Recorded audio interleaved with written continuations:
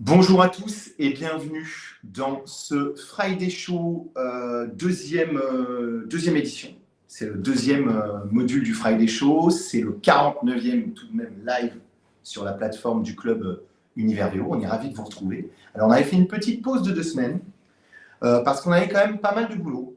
Il fallait livrer la dernière date d'Équipe Automne Tour à Rennes qui s'est super bien passé. C'était top. On a passé super matinée, super début d'après-midi, un super beau samedi dans une région qui est, vous le savez tous, ultra dynamique, le sud-ouest, le grand sud-ouest. Les Bretons. Les Bretons qui nous ont merveilleusement bien accueillis et on a pu vraiment là-bas accompagner nos partenaires dans le développement de leur business et dans, on va dire, la prospection et les rencontres et le networking, comme on sait bien faire, toujours dans un cadre ultra convivial.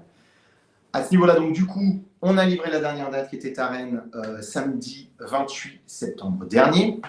Et on est en train, donc, du coup, de conclure le Village Univers VO 2025. Je profite de l'introduction pour faire un peu de publicité interne. Oui, t'as raison. On ne va pas gêner. Tant qu'on vous capte et qu'on a votre intérêt immédiat, parce que voilà, si on le fait à la fin, est-ce que les gens sont encore là quelque part On n'en sait rien. On n'en sait rien. Donc là, au début, on peut se permettre. On se permet. Donc, Village Univers VO, Équipe Auto 2025 à Paris se passe très bien. Pour toutes les personnes qui ont envie de participer, n'hésitez pas et n'attendez pas. Car on est en train de clôturer 9 nouveaux partenaires qui montraient à peu près à 45 stands réservés sur les 60 projetés jusque-là. Donc on avance bien. Le mois d'octobre commence sur les chapeaux de roue. Et cette rentrée est plutôt productive. Donc on est assez content. Donc encore une fois, n'hésitez pas à revenir vers nous si vous avez envie de participer au Village Univers VO sur Équipe Auto Paris 2025. Je rappelle les dates, 14-18 octobre 2025. Et puis bon, on en profitera aussi pour fêter nos 10 ans, donc c'est quand même une bonne occasion de vous recevoir dans des bonnes conditions. Ça va être une belle fête. Pour aller souffler ces bougies. Exactement. Mais ce n'est pas la raison principale de ce Friday Show aujourd'hui. Aujourd'hui, on est en tête-à-tête avec Thibaut. On est coude à coude, épaule contre épaule. Pour vous parler des chiffres du marché du VN et du VO, mais bien sûr on va essayer de traduire les chiffres VN et sur le marché du VO, du mois de septembre 2024. On a, pour conclure l'introduction, eu pendant le mois de septembre nombre de partenaires, nombre de distributeurs, que ce soit au téléphone ou par email, pour prendre un peu le pouls du marché. Beaucoup d'actions ont été menées. Elles ne se voient pas, on va le voir, elles ne se voient pas tout de suite par rapport au VN, mais pour le VO, on voit quand même que les actions ont porté leurs fruits, que l'été n'a pas été, on va dire, non productif, il a plutôt même été, je trouve, agréablement dynamique, et ça porte ses fruits sur le mois de septembre. Donc là, c'est Thib qui va nous présenter ces chiffres et qui va nous dire à quelle sauce ont été mangés les distributeurs pendant le mois de septembre. Mais oui, je suis un peu l'homme des chiffres. Mister Data. Voilà. Simplement, je reviens sur un point, c'est que notre premier live show était aussi porté un peu sur l'état des lieux du marché. Et on partait du constat déjà au mois d'août sur un fait majeur qui était hyper important, qui était un marché du VN qui s'écroulait, puisqu'on était sur une tendance à moins 24%, et on se posait plein de questions sur les effets de cet état des lieux, de cette dégringolada, on l'appelle, cette dégringolada, sur le mois de septembre, pour voir si déjà le marché du VN allait se rattraper. Je rappelle quand même que le VO, lui, pour le coup, il se portait plutôt pas trop mal, il était en croissance. Et regarder s'il y avait des effets de bord qui allaient porter aussi des éléments sur le marché du VO. Et donc, c'est important qu'on puisse faire ce point en septembre, parce qu'encore, comme vous le savez, il va se passer des choses aussi normalement au mois d'octobre, et on aura l'occasion d'en reparler pour voir si oui ou non il y a eu des effets. Mais c'est important qu'on fasse un petit focus sur le marché à fin septembre, sur cette fin du 3e trimestre, pour voir un petit peu quels étaient les éléments complémentaires et comment s'étaient comportés les distributeurs de manière générale, le marché de l'automobile plus spécifiquement. Alors commençons par le VN. Alors non, on va commencer par le marché en général. Le marché en général. Le marché en général, sur le mois de septembre, il est en légère progression. On note une progression de 1,3% des immatriculations sur le mois de septembre, ce qui fait à peu près 7500 immatriculations supplémentaires par rapport au mois de septembre l'année dernière. Okay. Si je ramène ça au trimestre, on a aussi un trimestre qui est en progression un peu plus forte, puisqu'on est à 1,9% de croissance par rapport au 3e trimestre de 2023, avec 31 800 immatriculations supplémentaires par rapport à l'année dernière, pour être assez précis. Et ce qui nous amène à un marché global qui est aussi en progression de 2,6% sur toute l'année, avec 138 000 immatriculations supplémentaires. Alors, quand on donne cet état des lieux, on se dit ouais, bah, tout va bien, le marché se porte bien, on est en croissance. Alors, on ne fait pas de comparatif par rapport aux années encore antécédentes, parce qu'effectivement, on n'a pas encore rattrapé les belles années du monde de l'automobile, mais il y a un mouvement fort. Et quand on regarde ces chiffres, on dit tout va bien, le marché de l'auto va super bien. Rappelons que tu parles des immatriculations, donc des livraisons. Des livraisons, oui. Tous les véhicules particuliers qui ont été livrés et donc immatriculés. Donc le constat à aujourd'hui, à fin septembre en tout cas, oui, tout va bien. C'est qu'on a une progression de 2,6% du marché de l'automobile, des immatriculations en tout cas, et 130 000 véhicules. De ce que je lis là et de ce que j'entends des chiffres, c'est qu'on va tous rouler en Urus d'ici la fin de l'année. C'est ça. Ouais, sauf que quand on regarde après, c'est tout l'enjeu. Voilà, c'est tout le jeu parce qu'on l'a évoqué tout à l'heure un peu en introduction, mais on a vu que le marché du neuf, lui, s'était écroulé au mois d'août. On se posait la question de savoir ce qui allait se passer en septembre. Et c'est toujours intéressant de voir aussi, de comparer sur la globalité du marché, comment se comporte le neuf, comment se comporte l'occasion. Alors, petit rappel quand même, aussi, c'est que le marché qu'on vient d'évoquer, il est porté pour plus de 75% par les immatriculations de l'occasion. C'est énorme. 76%, c'est ça? Ouais, alors on va regarder, mais c'est effectivement 76% aujourd'hui. C'est énorme. Les transactions automobiles sont portées à 75%, 76% par les occasions. Est-ce que c'est en nette progression, ça? Alors, c'est très variable en fonction des mois, mais on va en parler. Puisqu'on a vécu, au travers de la baisse du marché du neuf, donc tu anticipes un petit peu ce qui va se passer sur le neuf. Et donc, l'augmentation à l'inverse du marché de l'occasion, on a vu des parts de marché de l'occasion qui ont été assez incroyables, puisqu'on a dépassé les 80% de transactions sur le marché qui sont portées par l'occasion pour le troisième trimestre. C'est dire le poids du VO. Alors, on ne va pas non plus, et on ne fait pas, encore une fois, de comparatif malveillant par rapport au marché du VN, parce que l'un ne va pas sans l'autre. Sans production de véhicules neufs, il n'y a pas de VO, donc de toute façon, il faut qu'il y en ait un qui tire.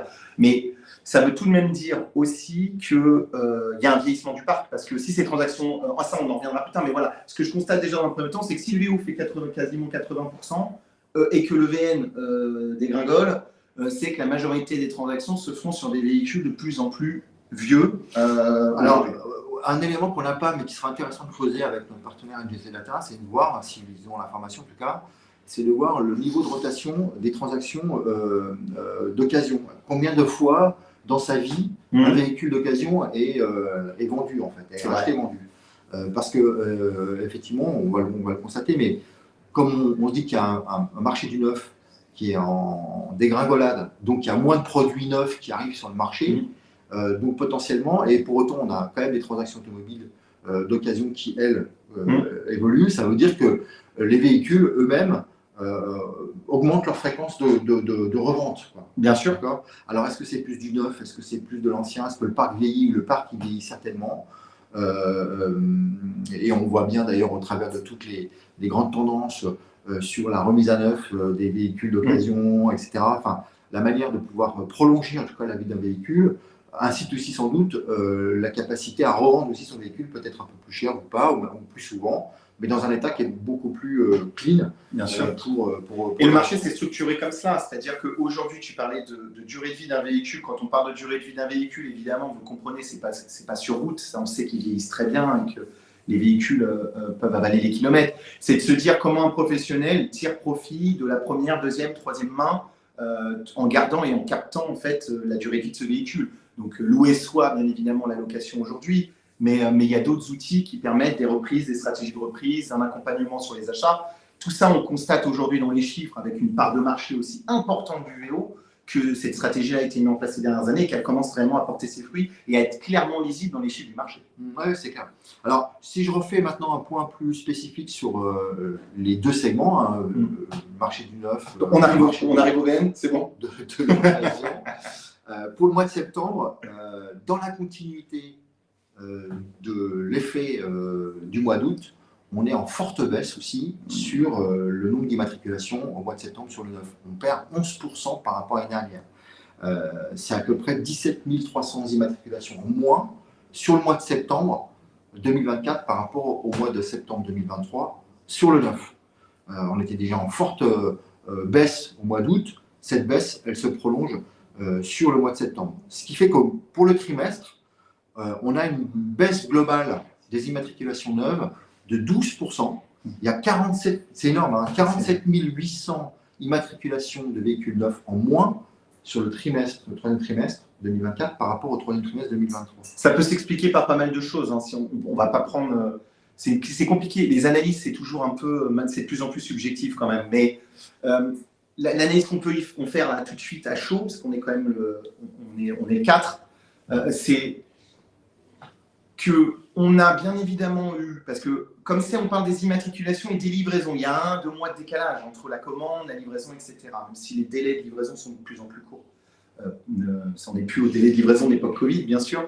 Mais ce qu'on voit quand même, c'est qu'il y a un écart par rapport à l'année précédente. Ouais, alors voilà. En fait, il faut relativiser parce que les écarts de livraison, ils se valent d'année en année. Donc, globalement, là, en l'occurrence, on compare des mois qui ont vécu la même chose l'année d'avant. L'année dernière, on avait aussi des délais de livraison. Donc, on compare vraiment la même chose. Et ce que je peux analyser, c'est quand même pour l'instant que c'est cette problématique de pricing aujourd'hui qui pose problème. C'est une information qui est compliquée à avoir, mais ce qu'on voit, c'est que les prix sont très élevés. Il y a cette incertitude gouvernementale et tout. Il y a quand même, on remarque tout de même que dans le G7, un peu tout le monde est concerné. Hein. Il n'y a pas que la France qui est concernée par les baisses de marché sur le véhicule neuf. Hein. C'est pas unique à la France.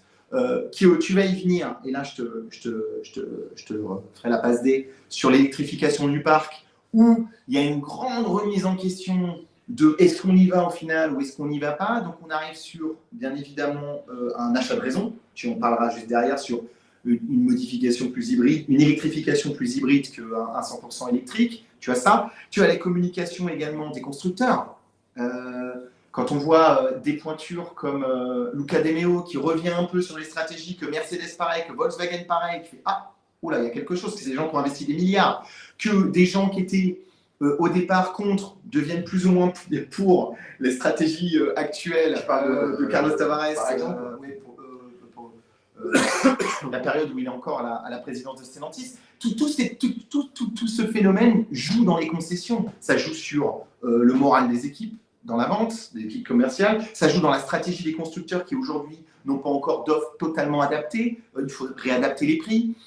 Ça, c'est aussi l'effet domino de l'effet Tesla l'année dernière. Hein. On ne se rend pas compte de ce qu'a fait Tesla l'année dernière quand en fin d'année, ils ont baissé 10 000 euros sur un coup. Un claquement de doigts, ils prennent un véhicule qui est en vente à 59 000, ils disent ils en vaut 49 sur une simple décision de leur président. Enfin, tout ça, c'est un effet qui aujourd'hui a des dommages. En fait, il y a beaucoup d'incertitudes. Alors évidemment, on le voit bien dans le contexte politique déjà. On sent bien qu'il y a eu quand même quelques incertitudes. Derrière, sur ces effets politiques, qu'est-ce qu'il va y avoir comme décision qui vont être prises au niveau local, c'est-à-dire en France ou au niveau européen? Quelle pression on va mettre plus spécifiquement sur le marché de l'auto?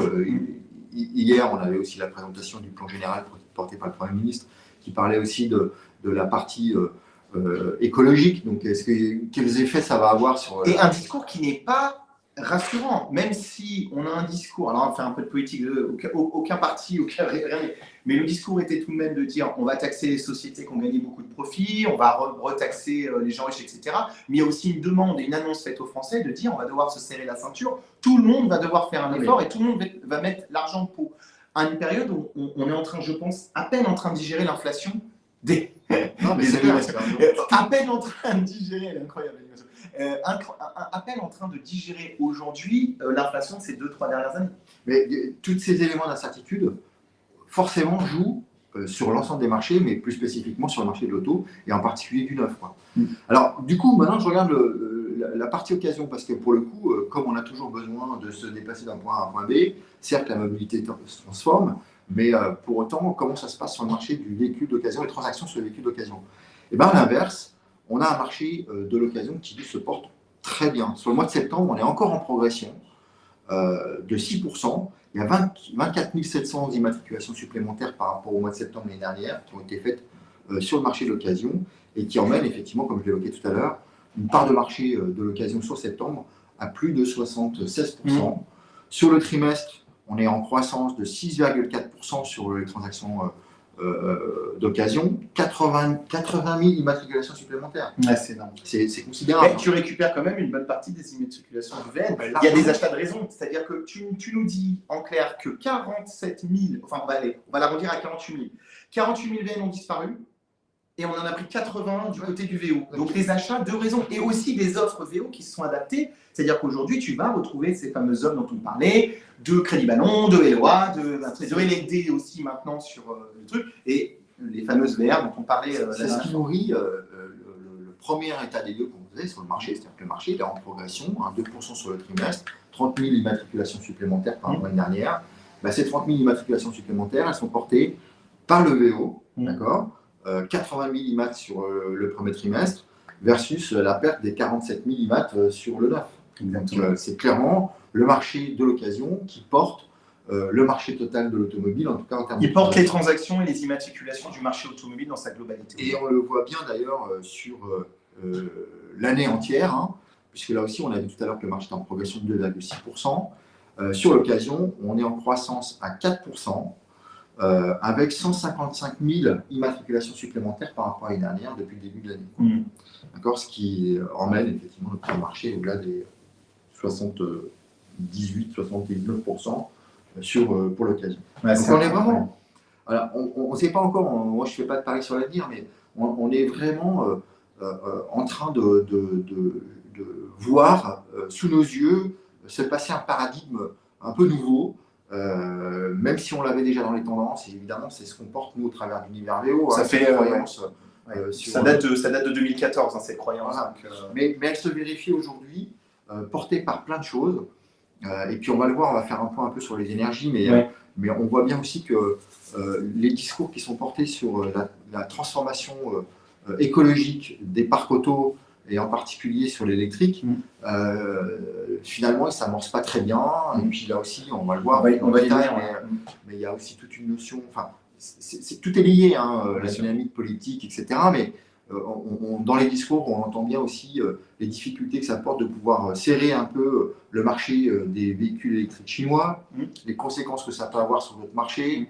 Non mais c'est clair, et les énergies, on va y venir juste après. Ce qu'on peut faire sur nous, en termes de conclusion sur les chiffres que tu viens de donner, moi je mettrais des alertes et des points de satisfaction. On commence par les points de satisfaction. On peut quand même observer que le marché du VO, il est bien tenu. Ça, c'est le fruit du travail de juillet-août. C'est-à-dire que les gens ont bossé pendant l'été, ont super bien bossé. Alors pas que, parce que sur toute l'année, on a, pour le marché d'occasion, on n'a qu'un seul mois qui est en négatif. Non, mais je parle pour le constat des immatriculations, en fait. Ouais. Alors même si sur le VO, il y a plus d'instantanéité, parce qu'il n'y a pas ces délais de livraison que peuvent avoir le VN. Ouais. Mais on est quand même sur le fruit d'un travail opéré pendant l'été qui fait que les professionnels n'ont pas chômé et ont pris très vite la tendance du déstockage. Parce qu'on ne va pas se mentir, ces chiffres hauts, c'est les fruits d'une stratégie de déstockage par rapport à quoi? Constatation du décrochage du marché du VN, donc guerre du pricing, guerre des prix. Le constructeur automobile, lui, va acheter son marché. Son gros travail, il a commencé pendant le mois de septembre, et on verra les premiers effets au mois d'octobre. Ça va être les portes ouvertes, les prix cassés, etc.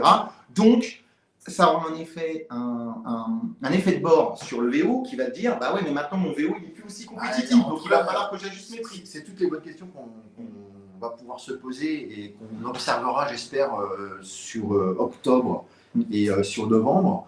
Si le phénomène perdure ou... oui, parce que forcément, face à ce constat d'un marché neuf qui s'écroule, et au regard de ce qui va se passer, en rapport qu'on est quand même à peine à 10 jours du mondial de l'auto en France, à Paris, et qu'on a déjà commencé à entendre et à voir des opérations commerciales fortes par les constructeurs et les concessionnaires sur le marché du neuf. Sans doute qu'on ne le voit pas encore dans les chiffres sur la partie des immatriculations, donc on est dans la phase commande. Est-ce qu'il va y avoir une véritable agressivité de la part des constructeurs, de la part des distributeurs, on la constate déjà, pour tenter de rattraper ces chiffres qui sont un peu catastrophiques. Et derrière, cette agressivité commerciale, quel effet de bord, c'est ce qu'on évoquait un petit peu tout à l'heure, elle va avoir d'une part et en premier lieu sur le prix de vente, forcément agressivité commerciale dit prix de vente décroché, et derrière sur ce prix de vente décroché, quel effet de bord ça va avoir sur le marché de l'occasion, puisque lui, il se stocke régulièrement avec des prix récurrents. Mais si demain, le marché du VN décroche en termes de prix, comment on positionne le marché du VO, comment vont se comporter aussi les distributeurs du VO par rapport à cette agressivité du VN sur le marché, sur les prix. Ça va être vraiment écoute, à la fois intéressant à observer. Des gens, on l'observe déjà. L'agressivité du constructeur, c'est qu'il y a quand même des véhicules qui ont perdu entre 5 et 10 000 euros de leur valeur. Ouais. Déjà, ça, c'est les tarifs que pratique le constructeur sur certains modèles, pas tous. Mais il y a des modèles, et on en voit là. En ce moment, les prix, ils sont exceptionnels. Donc ça, c'est la partie VN. Sur la partie VO, moi, la grosse inquiétude qu'on peut avoir dès maintenant, et qu'on espère que notre communauté a anticipé cette partie-là. On parlait du déstockage entre juin, juillet et août, ce qui était ultra important. Ceux qui ont des stocks qui collent, attention les verts. Parce que là, vous allez avoir des retours de buyback, parce que c'était les commandes de septembre-octobre. Vous allez avoir des stocks de véhicules à des valeurs marché qui sont beaucoup trop élevées par rapport à l'agressivité constatée sur le VN. Donc, vous allez retrouver avec des véhicules qui ne vont pas être bien positionnés. Là, très honnêtement, mieux vaut vendre et refaire de la trésor pour bien acheter. Hein. Il n'y a pas d'autre strat réellement, parce que en fait, c'est un constat. Vous n'êtes pas maître de l'effet de pricing et des effets de bord qui vont être provoqués par le VN. Ce n'est pas une première pour vous. Et ce ne sera pas la dernière fois non plus. Donc les stratégies, c'est la capacité que tu vas avoir à te dire, bon, je perds quoi? La main, le bras, les deux. À quel moment je me dis que ma trésorerie est plus importante que la Exactement. Donc c'est tout ce qu'on va pouvoir constater, c'est clair, sur les effets du mois de septembre en octobre, et les effets d'octobre sur novembre, etc. en décalé. Moi, ce que je vois, c'est quand même qu'il y a des acteurs qui font des mois de septembre magnifiques. Voilà, on a quand même quelques partenaires et quelques membres de la communauté qui nous remontent des mois de septembre qui sont très bons. Certains disent qu'ils sont bons, d'autres disent que c'est très compliqué. Heureusement, et ça nous le constate à travers les acteurs de l'approvisionnement chez nous, on a la chance d'avoir des gens d'une qualité incroyable, qui ont compris le marché, qui anticipent les besoins du marché et qui sont déjà avec des prix adaptés au prix grand public aujourd'hui. Donc, on l'a vu la dernière fois dans les enchères avec VP Auto, qui ont déjà prévu ça. Et là, c'est l'indicateur réel, les enchères. On peut citer d'autres personnes, soit BC Auto-enchères, Alcopa, etc. Ils sont déjà adaptés au prix du marché parce qu'ils le vivent en temps réel. C'est ce que le prix d'adjudication, c'est le prix en temps réel.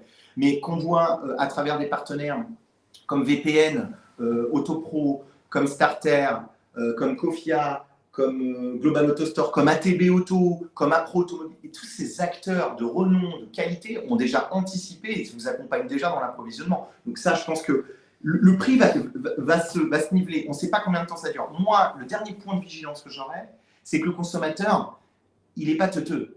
Et il y a un moment, il ne faut pas toujours le prendre pour le dindon de la farce. Lui, quand il va voir, en constater qu'au mois de juin, une voiture, excusez-moi, c'est le café du commerce qui ne pas, qu'une voiture était vendue à 35 000 et qu'au mois de septembre, elle est proposée à 26 ou 27, il peut y avoir une perte de confiance, il peut y avoir aussi une défiance et une volonté plus tard, quand les prix vont augmenter, de négociations farouches.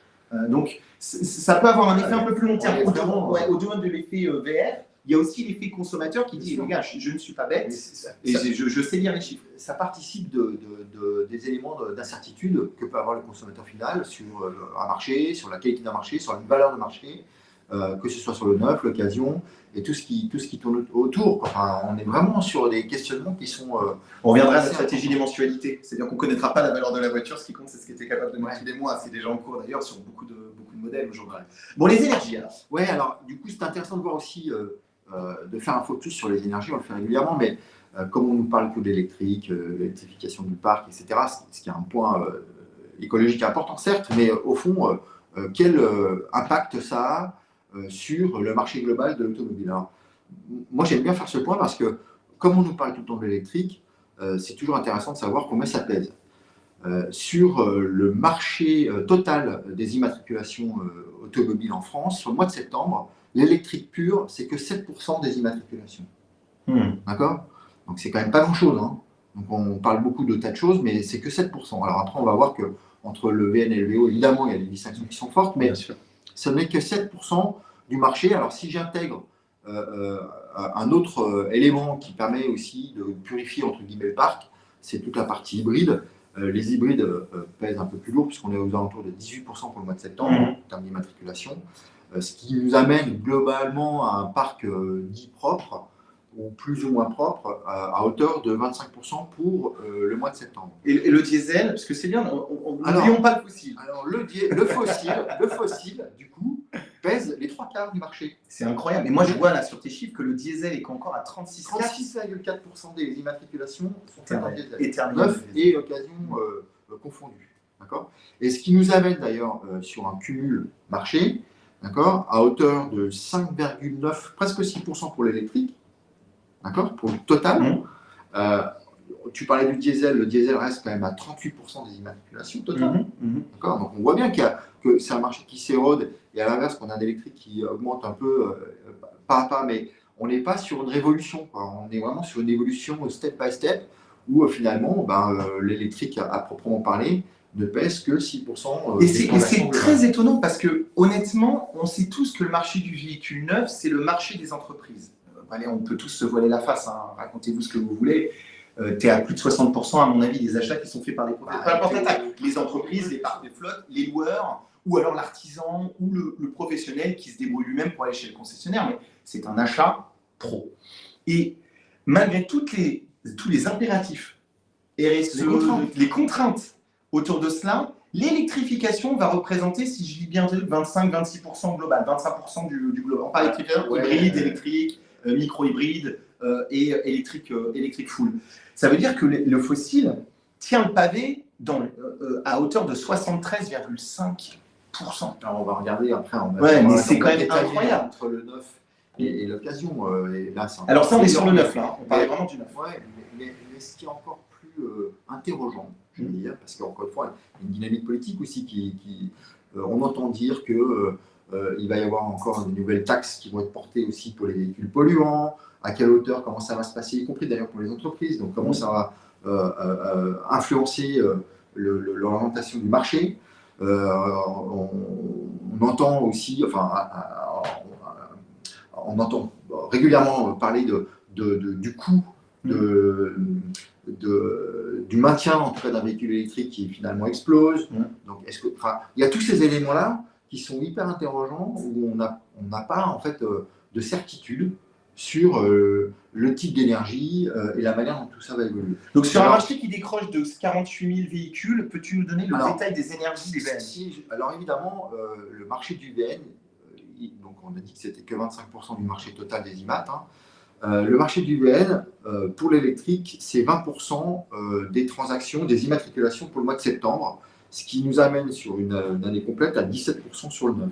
Okay. D'accord, l'électrique, c'est 17% des transactions sur le neuf. Depuis le début de l'année. Donc c'est assez intéressant, parce que c'est quand même assez important, mais finalement, on n'est pas en train d'avoir une percée considérable, même si le truc, le volume augmente au fil de l'eau. Si je cumule électrique et hybride, on est quand même à plus de 57% sur la totalité du marché depuis le début de l'année. Sur les 9 premiers mois de l'année. Sur le marché du neuf. 57% du marché porté par l'électrique. Sur les 9 derniers mois. Et sur septembre, c'est combien? Sur le septembre, on est à 66%. Donc, c'est le marché des entreprises. Ça correspond plus ou moins à ce qu'on disait avant. Le marché des entreprises porte l'électrification du parc dans sa quasi-totalité, de par les contraintes. Et du coup, combien fait le diesel par du coup? Alors, le diesel en neuf, sur le mois de septembre, c'est un peu moins de 6%. Sur le total de l'année, ça reste 7,6%. C'est important d'avoir ces chiffres-là parce que c'est notre marché dans 3 ans. Oui. Tu vois ce que je veux dire? Non, mais réellement, tu vois, c'est une partie de notre marché dans 3 ans. Ok. Et l'essence, l'essence résiste bien, puisque pour le mois de septembre, on est quand même encore un peu à un quart des transactions totales du marché du neuf. Ouais. D'accord. Ce qui représente à peu près 30% depuis le début de l'année. Nous amène sur l'essence en neuf, encore une fois, sur les immatriculations neuves, on est à 30% du marché. Quoi. Ok. Alors par contre, si on regarde l'occasion, évidemment, on est en décalage de phase, mais oui, on a 3 ans, on voit bien aussi qu'au travers de toutes les incertitudes qu'on vient d'évoquer, c'est-à-dire les prix qui évoluent, la longévité, on n'a pas de certitude sur le vieillissement des véhicules électriques, si en plus l'entretien coûte de plus en plus cher, comment se comporte le marché de l'occasion qui est donc encore une fois les 3/4 des transactions, oui. Comment se comportent les énergies. Et ben, ce qu'on constate, c'est que sur l'occasion, pour le mois de septembre, seuls 2,7% des transactions d'occasion se font en électrique. Ouais. D'accord. Et si je prends les hybrides, Si j'intègre des hybrides qui pèsent à peu près 9,5%, on arrive donc à 12% seulement d'un parc électrifié en occasion. Ouais.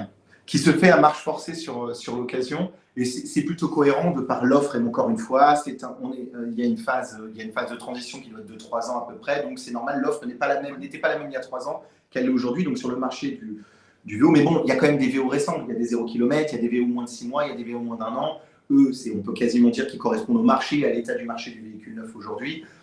On sent que la percée est très compliquée. Elle est lente. Mais je suis surpris pour l'hybride parce que moi, tu m'aurais dit, Julien, donne-moi un chiffre, je t'aurais donné 15%. Alors, on n'est même pas à 10. Effectivement, c'est que sur les deux segments, on est sur un rapport de 1 à 2 ou 1 à 3. C'est-à-dire que sur l'électrification, on va dire. C'est-à-dire qu'il y a, sur le marché du neuf, on est à 2 véhicules hybrides vendus, immatriculés pour un véhicule électrique. D'accord. Sur le marché d'occasion, on est à 3 véhicules hybrides immatriculés pour un électrique. Okay. D'accord. Mais on reste quand même sur un marché d'occasion, à l'inverse, qui est à 88%. 88% des transactions du marché d'occasion se font sur des énergies carbonées, et diesel ou essence. Donc si on a fait cet effet miroir, comme on dit, là on est en avance de phase, on se projette sur 3 ans parce qu'on peut se permettre, ces chiffres-là nous donnent une tendance, les tendances à venir. Ce qu'on constate, c'est que bien sûr, le premier chiffre, c'est qu'il va manquer de la matière. Et là, il va manquer 50 000 véhicules. Ça veut dire que et même les véhicules d'occasion, en tout cas les propriétaires de véhicules d'occasion ou les revendeurs de véhicules d'occasion, vont aussi sans doute, peut-être, en tout cas on peut faire le pari, avoir l'obligation, entre guillemets, de les entretenir encore plus. Oui, et de les revendre. Voilà, exactement. Donc c'est ça que j'allais dire, il va manquer 50 000 véhicules, il va falloir les retrouver. Et dans ce prix-là, et le prix ne sera pas obligatoirement la clé. On n'a pas de boule de cristal, on ne sera pas en 3 ans. Peut-être que les prix vont... Mais cette pénurie ne sera peut-être pas suivie d'une augmentation des prix, donc une augmentation des marges. Donc si on doit se projeter hors augmentation de prix et de marge, il faut trouver de la matière. Cette matière, ça va être par la revente ou aller chercher des véhicules plus anciens, ce qui est déjà les stratégies qui sont développées par les réseaux aujourd'hui, à travers les reprises, les buybacks, etc. Donc, ça, on voit qu'il va y avoir une durée de vie des véhicules au parc pro plus longue. Alors, il y a un autre point qu'on n'a pas encore aujourd'hui, mais qui serait intéressant de voir avec GC Data s'ils ont cette information, c'est le nombre de kilomètres parcourus par véhicule en moyenne par an. Parce que la longévité d'un véhicule, elle ne vaut pas que par sa date, son âge, mais elle vaut surtout par son usure. Et son usure, elle est portée par le kilométrage. Tout à fait. Donc, la question, c'est est-ce que on va avoir des véhicules qui font de moins en moins de kilomètres, ce qui est aussi un peu globalement la tendance, donc qui ont aussi capacité à se user un peu moins, évidemment, donc à durer plus longtemps dans le temps, et donc à être...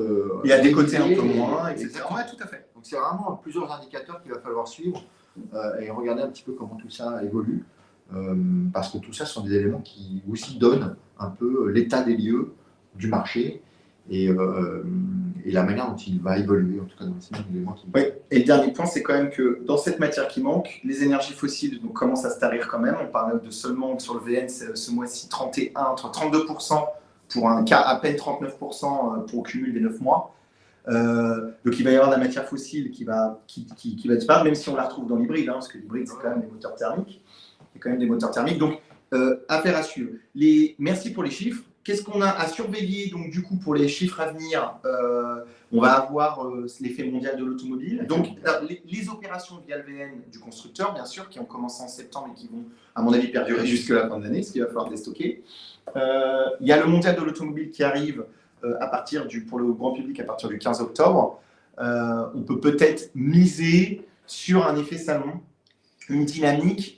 Les organisateurs misent sur 500 000 visiteurs sur cette période.